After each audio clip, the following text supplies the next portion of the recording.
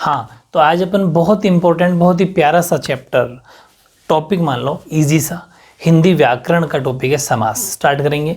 और मैं कुछ बात बता दूं आपको कि जिस स्टूडेंट की जैसे अदर सब्जेक्ट में, जैसे मैथ्स का कोई चैप्टर ऐसा लग रहा हो, चाहे वो लोकस हो, चाहे वो ट्रिग्नोमेट्री हो, कुछ कुछ स्टूडेंट्स के ऐसा मुश्किल हो सकता है। साइंस में कुछ चैप्टर मुश्किल हो सकते हैं, एसएसटी में हिस्ट्री है, पॉलिटी, उनमें कोई चैप्टर मुश्किल हो सकते हैं। तो एग्ज़ाम में क्या होगा, फिर वहाँ पर वो थोड़ा सा मात खा जाएगा, मतलब परसेंटेज डाउन चले जाएंगे। तो ऐसी कंडीशन में ये जो हिंदी व्याकरण है, इंग्लिश ग्रामर है, चाहे वो संस्कृत व्याकरण है, इनमें आप अगर अच्छी तैयारी कर लेते हो तो बहुत अच्छे मार्क्स आ सकते हैं। क्योंकि सीधा सीधा एग्जाम्पल आएगा, या तो ये पूछेगा इसमें कौन सा समास है, या फिर इसकी डेफिनेशन लिख दो, परिभाषा लिख दो, और एक एग्जाम्पल दे देगा, उसका समास विग्रह करवा लेगा। ऐसे सारे टॉपिक, जैसे समास भी पढ़ो, जितने भी हिंदी व्याकरण टॉपिक है, जितने भी इंग्लिश ग्रामर टॉपिक है, चाहे टेंस हो, चाहे डायरेक्ट इनडायरेक्ट हो, चाहे एक्टिव पैसिव हो, सीधे सीधे क्वेश्चन आते हैं। 4-4, 5-5 नंबर के टॉपिक है, बड़ा वेटेज है। हिस्ट्री में पूरा बड़ा चैप्टर स्टार्ट लर्न करोगे तब 6-7 नंबर आते हैं।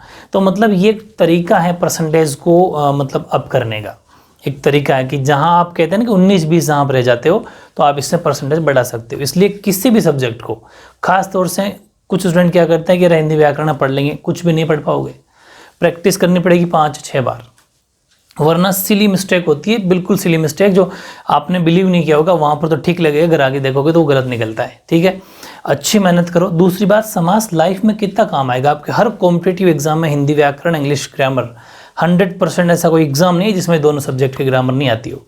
बड़े से बड़ा और छोटे से छोटा, बहुत ही काम का सब्जेक्ट है ये। ठीक है, तो तन मन से पूरी मेहनत के साथ करो। जैसे जैसे वीडियो आते जाते हैं सबको इंटरेस्ट के साथ बनाओ, सब अलग अलग रजिस्टर बना के रखा करो, छोटे छोटे रजिस्टर बना के रखो। ठीक है, जैसे हिस्ट्री का अलग बनाओ, पॉलिटी का अलग बनाओ, ठीक है, इकोनॉमी का अलग बनाओ, अदर टॉपिक का फिर अलग बना लो। इस छोटे छोटे बनाओ आप रजिस्टर, और उसमें नोट्स बनाते जाओ। मैं नोट्स लिखवा रहा हूँ, बुक तो हाथ ही नहीं लगानी, सब कुछ उसी नोट्स में इंक्लूड है। ठीक है, इस बात का खास तौर से ध्यान रखना। और सब सब्जेक्ट की न्यू प्लेलिस्ट बना दी है, उस न्यू प्लेलिस्ट में जाके, जैसे एसएसटी की भी आपको बन गई, मैथ्स की बन गई, साइंस की काम चल रहा है, आज मिल जाएगी मे भी, और मैथ्स की मिल, इन सब सब्जेक्ट की जो न्यू सिलेबस प्लेलिस्ट बनी हुई है उसमें जाके पढ़ लिया करो, वो न्यू सिलेबस के अकॉर्डिंग है। ठीक है, और उसमें मैंने अगर कोई सब्जेक्ट के बारे में ऐसा कह रखा है ना कि वो उस टाइम पर पहले कर लिया, अगर अपने जो सिलेबस है थोड़ा सा पहले कर लिया, और वो एज टी चैप्टर भी आ रहा है, तो उस टाइम पर हो सकता है वो 3 नंबर का होगा, अब वो 4 का हो गया, तो आप उसको एडजस्ट कर लेना, क्योंकि मैं न्यू प्लेलिस्ट में वही डालूंगा जो न्यू सिलेबस के अंदर है। ठीक है, चलो अब अपन स्टार्ट करते हैं समास। सबसे पहले तो हेडिंग लगाओ आप, समास। ठीक है, तो मेन चीज है समास का अर्थ क्या होता है, मतलब इसका मीनिंग क्या होता है। तो समास का अर्थ होता है संक्षिप्त करना या फिर छोटा करना, किसी भी चीज़, कोई अब एग्जाम्पल लूँगा तो आपको पता चलेगा कि मतलब क्या होता है, छोटा करना या फिर संक्षिप्त करना, एक ही बात है। ठीक है, जैसे मैंने एक एग्जाम्पल लिया, फिर आपको समझ में आ जाएगा कि मैंने कहा रात और दिन। ठीक है, एक एग्जाम्पल लिया, पूजा के लिए घर। ठीक है, तो रात और दिन का क्या हो गया, रात दिन, तो मतलब और गायब हो गया। तो ये विभक्ति चिन्हों का या फिर बीच में प्रत्ययों का अगर लोप होना भी समास कहलाता है। तो रात दिन मतलब छोटा हो गया, बड़ा रूप, जैसे इसमें इतना सा लिखना पड़ेगा पूजा घर। तो मैं ये कहना चाह रहा हूँ कि किसी भी बड़ी ऐसा मान लो कि रूप को छोटा रूप में कन्वर्ट करना। ठीक है, ये तो इसका मीनिंग या अर्थ हो गया बेसिकली। ठीक है, इसके बाद में अपन बात करते हैं इसकी परिभाषा की। तो परिभाषा बहुत इजी है, डेफिनेशन, आप डेफिनेशन लिखेंगे, 2 या 2 से अधिक शब्दों के मेल को मतलब जुड़ना, मेल को समास कहते हैं। ये बेसिकली एग्जाम में आपको लिख के आना है। जैसे 2 या 2 शब्दों, 2 या 2 से अधिक शब्द भी हो सकते हैं। ठीक है, उन शब्दों के मेल को मतलब आपस में इकट्ठा करके जोड़ के लिखना, उनके मेल को समास कहते हैं। ये बेसिकली समास की डेफिनेशन हो गई। अब मैं कुछ बातें बताऊंगा आपको, वो बहुत इंपॉर्टेंट है, दोनों की दोनों बातें, 2 अलग अलग बातें रहेगी। फिर नेक्स्ट क्वेश्चन आता है कि समास प्रकार कितने होते हैं, मतलब समास के कितने प्रकार होते हैं। तो समास के प्रकार मुख्यतः, पूरी बात सुनना, 2 बातें लिखाऊंगा यहाँ पर, मुख्यतः मतलब मेनली, और एक है समास के प्रकार, वापस वही, लेकिन वो किस आधार पर, पद व रचना के आधार पर। ठीक है, थोड़ा सा लेवल अपन ठीक ठाक लेके चलेंगे, बिल्कुल ऐसा भी नहीं कि आपके लेवल थोड़ा सा, मैं हमेशा कहता हूँ कि मैं कॉम्पिटेटिव एग्जाम तक आपको टच कराऊंगा। तो समास के मुख्यतः प्रकार और समास के प्रकार, लेकिन वो भी पद एवं रचना के आधार पर। यहाँ दो बातों में फर्क है।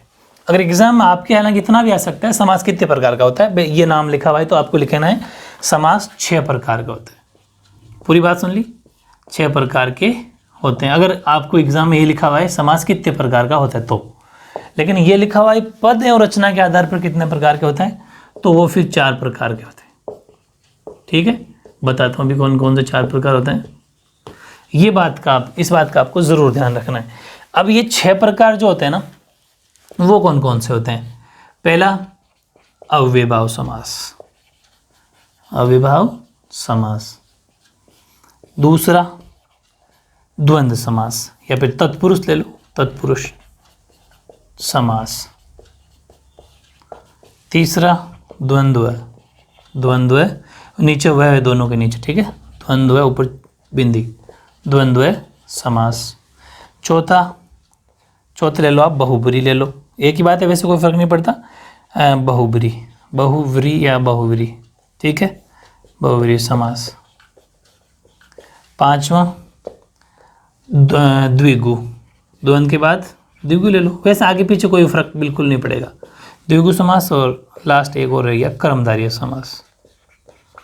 ठीक है, ये 6 समास हो गए बेसिकली। ठीक है, और एक बात जो पद है और रचना के आधार पर, हालांकि ये टॉपिक थोड़ा सा पे आपके कोर्स में इतना नहीं है, लेकिन फिर भी मैं चाहता हूँ कि क्या पता ये वर्ड लिखा हुआ आ जाए, तो नॉलेज तो आपको होना चाहिए।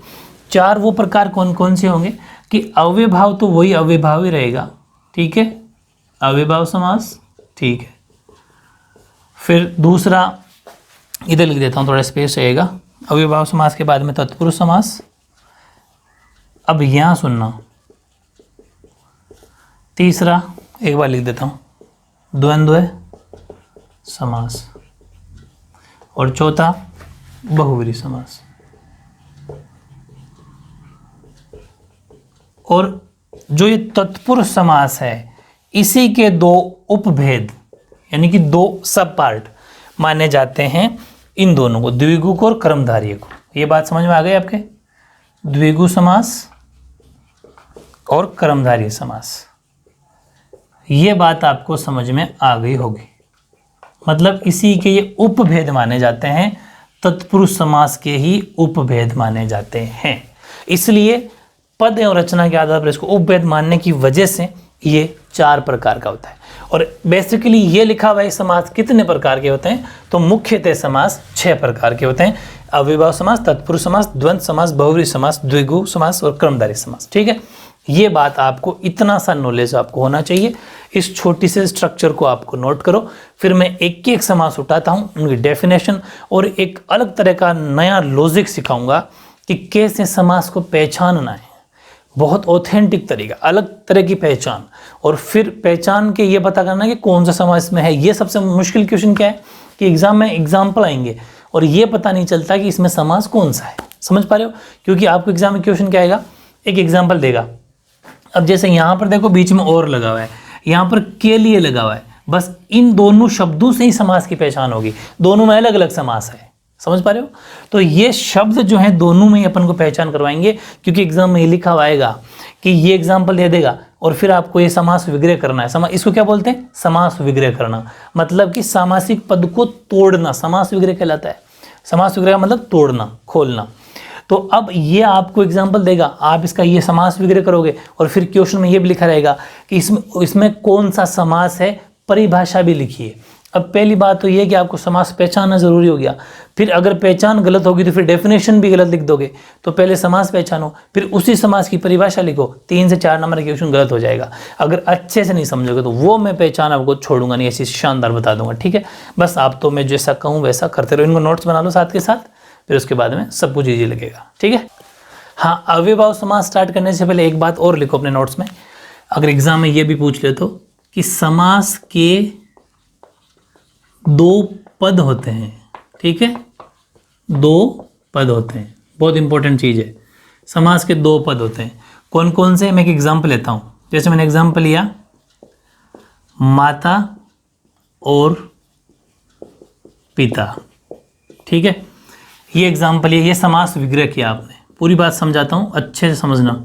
ये तो है समास विग्रह, और जो सामासिक पद था या फिर जो समास था वो एग्जाम्पल था माता पिता, ये था। आपने समास विग्रह क्या किया? माता और पिता, ठीक है। ये हो गया समास, ये हो गया समास विग्रह। अब मैं एक बात बताता हूँ वो दो पदों की। तो दो पद कौन कौन से होते हैं? एक तो होता है पूर्व पद, पूर्व पद, और दूसरा होता है उत्तर पद। और ये वर्डिंग जरूरी है सीखना, क्योंकि जैसे ही अव्ययभाव वगैरह जितने भी समास अपन पढ़ेंगे, जो डेफिनेशन लिखेंगे, परिभाषा लिखेंगे, उसमें यही वर्ड यूज करना है। पूर्व पद का मतलब अगर एक्चुअली साधारण भाषा में लिखें तो होता है पहला पद, लेकिन आपको नॉर्मल लैंग्वेज नहीं लिखनी, क्योंकि व्याकरण में थोड़ा सा आपको वर्डिंग का ध्यान देना है। व्याकरण क्या सिखाता है? व्याकरण में सिखाता है लिखने की शैली, मतलब कि कैसे हमें लिखना है, कैसे डिफिकल्ट वर्ड यूज करना है, हिंदी के भी अच्छी हिंदी कैसे हो जाए, वो व्याकरण से होती है। तो पूर्व पद यानी कि पहला पद, उत्तर पद यानी दूसरा पद। अभी कौन सा पहला और दूसरा होता है कि यहाँ पर ये जो माता है ना, ये पहला पद है। पहला पद का मतलब पूर्व पद, समझ पा रहे हो? ये पूर्व पद है, और पिता यहाँ पर हो गया उत्तर पद यानी कि दूसरा पद। अब आपको समझ में आ गई पूरी बात? ये चीज़ आपको नॉलेज रखना है कि जो समास में दिया हुआ होता है पहला, वो तो पहला पद यानी कि पूर्व पद। पूर्व मतलब पहले वाला, कि पूर्व में ऐसा कहता है ना कि पूर्व में ये होता था, अब नहीं होता, अब भूतकाल में ये होता है, वैसे ही मतलब कि भूतकाल में मतलब पीछे का, भूतकाल बोल दो चाहे पूर्व बोल दो, लेकिन यहाँ पर भूतकाल नहीं बोलना, पूर्व पद। और पिता हो गया उत्तर पद मतलब दूसरा पद। ये बात समझ में आ गई? बस इस चीज़ को अच्छे से दिमाग में फिट कर लेना। ये तो मैंने एग्जाम्पल लिया था, ये भी आप एग्जाम्पल के तौर पे अपने आप को समझा, ऐसा स्ट्रक्चर बनाए लेकर ऐसे खुला खुला एरो बना के सब कुछ आपको इजीली समझ में आए। ये जो बना रहे हैं ये एग्जाम में तो दिखाना नहीं है अपन को, ये अपने सेल्फ नोट्स बनाया करो ऐसे एरो बना के खुले खुले, ठीक है, बिल्कुल कंजूसी नहीं। समझ रहे हो? अच्छे से लर्न करो, क्योंकि इसमें ईजी होता है समझने के लिए, ठीक है। हाँ, अब अपने स्टार्ट करते हैं अव्ययभाव समास। बहुत ज़्यादा अलग तरीके से पढ़ाऊंगा, ये तो आपको पता ही चल गया होगा मेरे अलग तरह की स्टाइल है पढ़ाने की, लेकिन बहुत ऑथेंटिक, इसलिए पूरी बात को समझना। अपन नंबर 1 हेडिंग लगाओ आप, पहला ही पहला समास अव्ययभाव समास, ठीक है, अव्ययभाव समास। एग्जाम में ये आएगा तो सबसे पहले इसकी डेफिनेशन जानना बहुत ज़रूरी है। तो एग्जाम में डेफिनेशन आपको डिट्टो ऐसी लिखनी है कि इस समास में पहला पद, इस पहला पद की जगह आपको क्या वर्ड यूज करना है? वेरी गुड, पूर्व पद। पूर्व पद अव्यय होता है। अव्यय का मतलब जिसका लिंग कारक वचन बदले नहीं, एक जैसा रहे। पूर्व पद अव्यय होता है, ठीक है, तथा पूर्व पद या पहला पद, ठीक है, पूर्व पद या पहला पद प्रधान भी होता है। ये इसकी एग्जैक्ट डेफिनेशन होगी, बस ज़्यादा इसमें कोई लोड नहीं लेना। यानी कि इस समास में पूरा लिखना, इस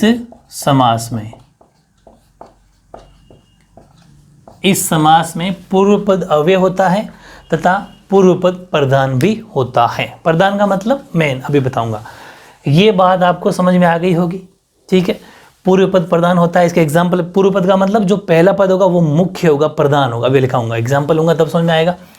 लेकिन अब क्या होता है कि अव्ययभाव समास, हिंदी व्याकरण का समास जो टॉपिक है ना, वो सबसे बड़ा टॉपिक है, इसलिए अच्छे से पढ़ना। मैं कराऊंगा पूरी पीएचडी इसके अंदर आपको। अब इसमें क्या करेंगे, जितने भी टाइप बनते हैं अव्ययभाव समास में वो सारे करेंगे। जैसे कि इसका पहला टाइप लिया मैंने, क्योंकि ढेरों एग्जाम्पल होंगे, पहचान नहीं होगी, क्योंकि आप कितने एग्जाम्पल रट सकते हो, 20, 30, 40, 50, एक समास का रटो, कितने याद हो जाएंगे। लेकिन अगर ये रूल पढ़ लिए, जैसे मैंने फर्स्ट लिखने का मतलब है पहला रूल, अगर रूल पढ़ लिए तो सब कुछ ईजी है। तो नियम फर्स्ट क्या कहता है, आप ये लिख सकते हो नियम फर्स्ट, इसका नियम फर्स्ट है ना। नियम जो फर्स्ट है वो क्या कहता है, पहला नियम वो कहता है, अपने हिसाब से बनाया मैंने बहुत ही शानदार, यथा व अनु, एग्जाम में तो इतना सा ही लिख के आना डेफिनेशन, बाकी तो रूल तो अपन समझने के लिए, ठीक है। तो यथा व अनु उपसर्ग वाले शब्द, बहुत इजी से समझना, पूरी बात समझ में आएगी। यथा व अनु उपसर्ग वाले शब्द, इसका मतलब उपसर्ग का मतलब क्या होता है, जो शब्द के पहले लगते हैं, समझ पा रहे हो, उपसर्ग कहलाते हैं। आगे पढ़ा देंगे अपन कोर्स में, लेकिन अभी तो इतना सा जानना पड़ेगा। तो यथा व अनु उपसर्ग वाले शब्द जब भी आपको दिख जाए तो आपको उसका समास वगैरह कैसे करना है, के अनुसार लगाना है। क्या लगाना है, के अनुसार। जैसे मैंने एग्जाम्पल लिया, एग्जाम्पल समझना, मैंने कहा यथा क्रम, पूरी बात समझना। तो समास, ये तो समास एग्जाम में क्या आएगा, ये समास आएगा, ऐसा लिखा होगा समास। आपको इसका करना पड़ेगा समास विग्रह। तो समास विग्रह कैसे करोगे, यथा दिख गया क्या आपको, यथा दिख गया, तो आपको क्या लिखना है, कर्म और आगे जोड़ना है के अनुसार। समझ में आ गई, कर्म के अनुसार, पूरी बात समझ में आ गई। ऐसे ही मैं एग्जाम्पल लिख लूँ, यथाशक्ति, ठीक है। ऐसे एग्जाम्पल, या यथा समय, यथा स्थान, बहुत है, इधर कितने ले सकते हो। तो क्या हो जाएगा, शक्ति के अनुसार, समय के अनुसार, बहुत इजी, यथा दिखते ही के अनुसार लगाना है, और स्थान के अनुसार। पूरी बात परफेक्ट समझ में आ गई, गुड। ऐसे एग्जाम्पल लेते हैं अपन अनु के, क्योंकि ये तो अपने लिया था यथा। अनु के मैं लेता हूँ एग्जाम्पल, जैसे कि अनुरूप, तो आंसर क्या हो जाएगा, रूप के अनुसार। मतलब अनु और यथा जब भी दिख जाए आपको आगे के अनुसार लगाना है, ठीक है। अनुरूप के अनुसार। ऐसे एग्जाम्पल और ले लो, अनुकूल, कूल के अनुसार, कूल का मतलब समय मान लो। तो ये कुछ एग्जाम्पल है। पहला टाइप समझ में आ गया क्या। अगर आपको उपसर्ग में यथा और अनु उपसर्ग से स्टार्ट होने वाले शब्द दिख जाए तो उनका समास वगैरह इस तरीके से करना है। एग्जाम में क्या आएगा, एग्जाम में सेंटेंस आएगा समय के अनुसार, बताइए इसमें कौन सा समास है और उस समास की परिभाषा भी लिखी, तुरंत पहचान रहे तो के अनुसार वाला है, मतलब कि अव्ययभाव समास है, और अव्ययभाव समास की फिर परिभाषा लिख दो, आगे आपके 2 में से 2 नंबर। ये तरीका है। तो अभी अपन ने इसका पहला नियम पढ़ा है फर्स्ट का, अभी 4-5 रूल और पढ़ेंगे अपन, ठीक है। ऐसे रूल नंबर 2 देखो, रूल नंबर 2 है आपका, बहुत इजी तरीका है, बहुत ही इजी तरीका है। रूल नंबर 2 बोल दो चाहे नियम नंबर 2 बोल दो, वो तो एक ही बात है, आप क्योंकि वैसे एग्जाम में थोड़ा लिखे आना है, एडजस्ट कर सकते हो अपने हिसाब से। वो ये है कि अगर आपको आ उपसर्ग शब्द दिख जाए, आ उपसर्ग वाले शब्द, ठीक है, अगर आपको आ उपसर्ग वाले शब्द दिख जाए तो आपको विग्रह करते समय क्या लगाना है, तक या फिर भर। पूरी बात सुनना, अगर आ उपसर्ग वाले शब्द दिख जाए तो आपको क्या लगाना है, तक या भर। एग्जाम्पल अगर मैं ले लूँ इसका, जैसे कि एग्जाम्पल लिया आ जन्म, किससे स्टार्ट हो रहा है, आ से, तो समास विग्रह क्या हो जाएगा, जन्म तक। समझ पा रहे हो, जन्म तक, क्योंकि आ इसमें क्या होता है, पूर्व पद प्रधान होता है, तो उसकी जगह ये भरना होता है, ठीक है। मैंने सब जैसा पिछली बार में यथा मुख्य शब्द क्या था, प्रधान, पहला पद प्रधान था यथा, तो यथा उसको चेंज कर देना है, मतलब उसकी जगह के अनुसार आ जाएगा, अनु की जगह भी के अनुसार आ जाएगा। वैसे इसमें आ प्रधान है, मुख्य आ उपसर्ग से बनने वाले शब्द है, तो जन्म तक, ठीक है। ऐसे ही मैं लेता हूँ आ जन्म के बाद में आ कंठ, तो कंठ तक, ठीक है। एक एग्जाम्पल और लिया आ मरण, तो हो जाएगा मरण तक, ठीक है। एग्जाम्पल और लिया आ जानु बाहु, पूरी बात सुना, आ जानु बाहु, आ जानु बाहु के अंदर भी आ उपसर्ग है, तो इसमें हो जाएगा बाहु से, बाहु है ना भुजा, शोल्डर, बाहु मतलब भुजा, शोल्डर से जानू, जानू का मतलब क्या होता है, घुटना। समझ पा रहे हो क्या, तो जानू का मतलब घुटना होता है, ध्यान रखना। तो बाहु से जानू तक यानी कि घुटना तक। ये कुछ एग्जाम्पल हो गए अपने आ उपसर्ग वाले। एक रूल और ले लेते हैं, चलो रूल नंबर 3, और रूल नंबर 3 है प्रति उपसर्ग वाले। हाँ, प्रति उपसर्ग वाला शब्द अगर आपको दिख जाए, इसमें मुख्य शब्द का मतलब मेन शब्द बताऊंगा अभी।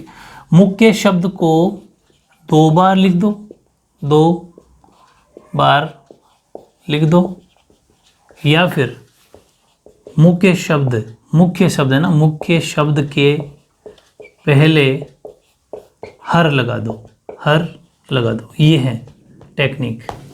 एग्जाम्पल होगा तब सारी बात समझ में आएगी कि मुख्य शब्द कौन सा होता है। जैसे एग्जाम्पल लिया अपने, ध्यान रखना प्रति उपसर्ग है तो प्रति से स्टार्ट होगा, प्रतिदिन बहुत बार सुना होगा। फिर लिया अपने प्रतिक्षण, प्रतिदिन प्रति उपसर्ग स्टार्ट हो रहा है तो मुख्य शब्द कौन हुआ इसमें? दिन। कि देखो कि मेन शब्द क्या है? दिन। मुख्य इतना तो जानते हो, इसमें क्षण है, मतलब प्रति ये मुख्य शब्द नहीं होता। मुख्य शब्द का मतलब होता है पूरे शब्द का मेन मीनिंग कहाँ निकल के आ रहा है। भाई अगर दिन नहीं होता तो प्रति का क्या मतलब है, समझ पा रहे हो? तो प्रतिदिन, दिन मुख्य शब्द है। और ये उपसर्ग शब्द जितने भी होते हैं ना, वैसे भी ये चेंज हो गए। मेरा कहने का मतलब ये है, इजीली समझ जाओगे आप। तो प्रतिदिन, इसमें दिन मुख्य शब्द है, तो यहाँ क्या हो जाएगा? या तो इसको 2 बार लिख दो, दिन, यानी या तो मुख्य शब्द को 2 बार लिख दो, या फिर शब्द के पहले, मुख्य शब्द कौन है? दिन, उसके पहले हर जोड़ दो, यानी कि हर दिन। बात समझ में आ गई? बहुत इजी तरीका है ये, इससे इजी तरीका हो ही नहीं सकता ना, बात तो ये है। फिर प्रतिक्षण का क्या हो जाएगा? या तो क्षण या फिर हर क्षण। समझ पा रहे हो? ऐसे ढेरों एग्जाम्पल आप ले सकते हो, कितने भी ले लो। प्रतिक्षण के बाद में ले लो आप प्रतिदिन, प्रतिक्षण, प्रतिपल, ठीक है? प्रतिपल का क्या होता है? पल, या फिर हर पल, ठीक है? गाना मत गाने लग जाना। तो पल या फिर हर पल, ठीक है? तो ये अपने कितने रूल पढ़ लिए? 3 रूल पढ़ लिए, नोट करो इनको। हाँ, रूल नंबर 4 लिखो। जो रूल नंबर 4 है, ठीक है, वो है नी, निर और बे। 3 उपसर्ग हो गई, नी, निर और बे। इन उपसर्ग से स्टार्ट होने वाले शब्द, ठीक है, उपसर्ग वाले शब्द, अगर ये आपको दिख जाए, ठीक है, नी, निर और बे, जब भी इन उपसर्ग से स्टार्ट होने वाले शब्द आए तो आपको हमेशा क्या लगाना है? बिना। और बिना लगाना कहाँ है? शब्द के प्रारंभ में, स्टार्टिंग में, शब्द के स्टार्टिंग में लगाना है आपको, प्रारंभ में। ये रूल है, शब्द के प्रारंभ में। एग्जाम्पल होगा तब सारी बात समझ में आ जाएगी। ध्यान रखना, नी, निर और बे। एग्जाम्पल मैंने लिया, पहले नी से लेते हैं 2-3 एग्जाम्पल। जैसे अपन ने कहा कि नी धड़क, ठीक है, या फिर मैंने एग्जाम्पल लिया नी डर। फिर मैंने एग्जाम्पल लिया, अच्छा पहले बना भी देता हूँ, नी धड़क का मतलब शब्द के पहले बिना लगाना, तो बिना धड़के क्या लिखना है? बिना धड़के। फिर यहाँ पर नी डर है तो क्या लिखना है? बिना डर के, बिना डर के। फिर ऐसे ले लो आप निकम्मा, सुना होगा, बिना काम के भी बोल सकते हैं इसको, ठीक है, बिना काम के, या फिर काम न करने वाला, काम न करने वाला। बात समझ में आ गई? बिना काम के या फिर काम न करने वाला। ये कुछ बातें होती है जिसमें दोनों ही ठीक है, वैसे ये ज़्यादा ठीक है, ये भी ज़्यादा ठीक है, कोई फर्क नहीं पड़ता उससे। चलो नी हो गया। अब मैं निर उपसर्ग से बनाता हूँ। निर में हो जाएगा जैसे कि निर्भय, ठीक है, निर्भय हो गया। फिर एग्जाम्पल ले लो आप निर्विरोध का, कहते हैं ना कि चुनाव में निर्विरोध जीत गया, तो निर्विरोध, ठीक है, निर्विरोध। और फिर मैंने एग्जाम्पल लिया निर्विवाद, निर्विवाद। आपको ये लिखना भी नहीं आएगा, जैसा निर तो यहाँ पर है मत लगा देना, यहीं रहेगा, ये बता दूंगा, इसका भी एक अलग वीडियो बनाऊंगा कभी। गलतियाँ बहुत होती हैं ना जब अपन पढ़ेंगे शब्द शुद्धि पढ़ेंगे तब आपको सारी बातें सिखा दूंगा। निर्भय का मतलब बिना, क्योंकि बिना लगाना, निरुपसर्ग दिख गया आपको निर। देखो क्योंकि ये आपको पढ़ने में ठीक पढ़ने आना चाहिए। पढ़ो कैसे पढ़ोगे? निर्भय, स्टार्टिंग में क्या रहा? निर। निर्विरोध, स्टार्टिंग में क्या रहा? निर। निर्विवाद, स्टार्टिंग में क्या रहा? निर। यानी कि निर उपसर्ग आ रहा है, इसका मतलब सब में पहले क्या आ जाएगा? बिना, बिना भय के, बिना विरोध के, समझ पा रहे हो? बिना विवाद के। बहुत इजी है, इस टेक्निक से पढ़ोगे समास इतने इजी लगेंगे जो सबसे मुश्किल बना देते हैं लोग। इसलिए मैं जैसा कह रहा हूँ वैसा आपको करना है। अब कौन सी उपसर्ग रहेगी? बे। बे से एग्जाम्पल लेते हैं कुछ। बे और नी से वैसे खूब सारे एग्जाम्पल सेम होते हैं, जैसे बेधड़क, सुना होगा खूब बार। बेधड़का मतलब होता है बिना धड़के, दोनों सेम बनेंगे, नहीं धड़के आ जाए या बेधड़के आ जाए, दोनों का मीनिंग क्या होता है? बिना, बेधड़के, बेधड़क हो गया। फिर कोई कहते हैं ना कि बेवजह मुझे परेशान मत कर, बेवजह, बेवजह मतलब बिना वजह के, बिना कारण के, बिना वजह के या फिर बिना कारण के, ठीक है। फिर और लेना चाहो तो ले लो, बेसुध, सुना होगा बेसुध, ये बिल्कुल मतलब बिना सुध के, इसको कोई सुध नहीं है, सुना होगा ऐसे शब्द, बहुत बार सुने होंगे आपने, बिना सुध के।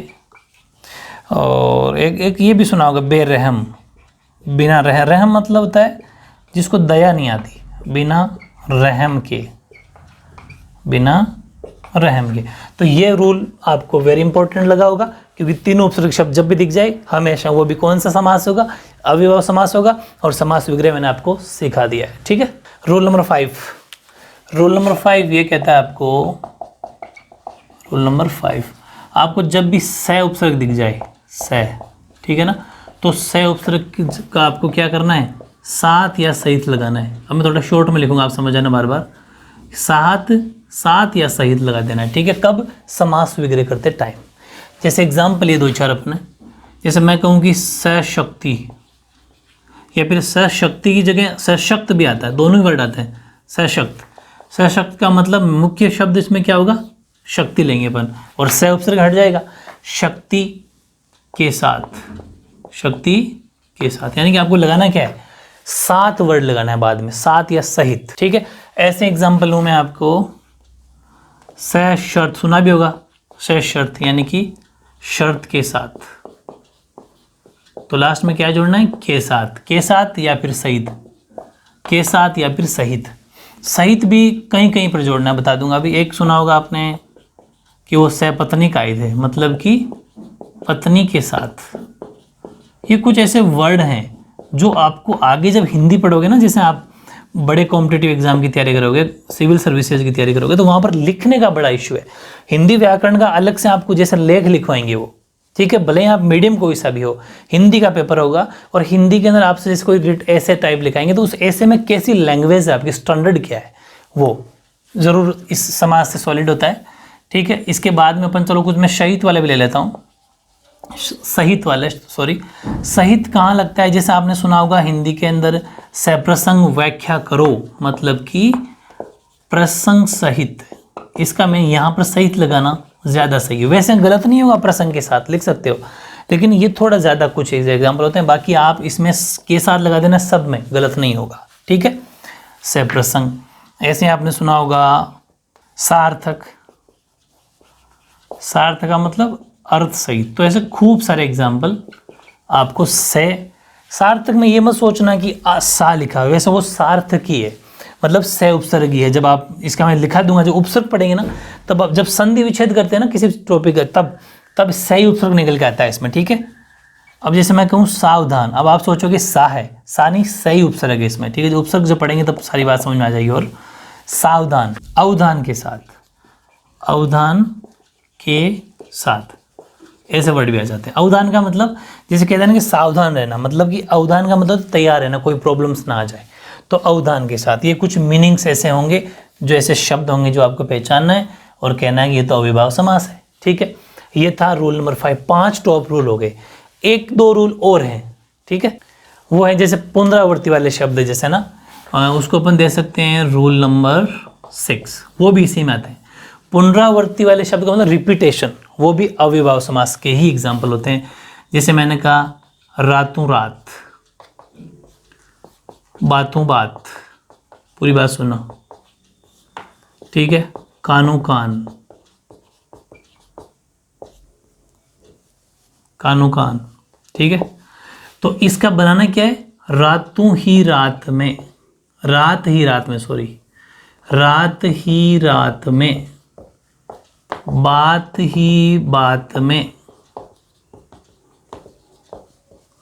कान ही कान में। समझ गए होंगे कैसे संधि विच्छेद, बीच में ही और में, रात ही रात में, बात ही बात में, कान ही कान में, ठीक है। ऐसे एग्जाम्पल लेते हैं, हाथों हाथ, हाथों हाथ, हाथ ही हाथ में, ठीक है।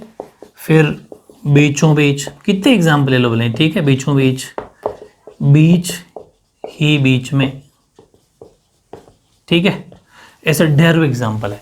तो मेरी बात आप समझ गए होंगे मैं कहना क्या चाह रहा हूँ कि अगर कोई शब्द रिपीटेशन होए, अच्छा ये लिख लेना पुनरावृत्ति वाले शब्द, पुनरावृत्ति वाले शब्द, पुनरावृत्ति वाले शब्द भी इसी अविभाव समास के एग्जाम्पल होते हैं। तो रातों रात, बातों बात, कानों कान, हाथों हाथ, बीचों बीच, ऐसे बहुत सारे एग्जाम्पल होंगे।